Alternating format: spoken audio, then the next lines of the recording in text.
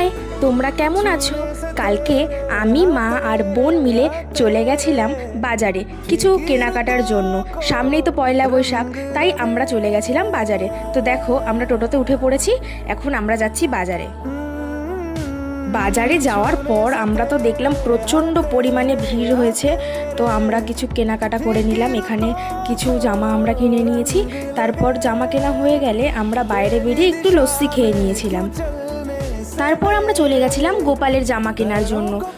আর এখানে দেখো কত সুন্দর সুন্দর গোপালের জামা।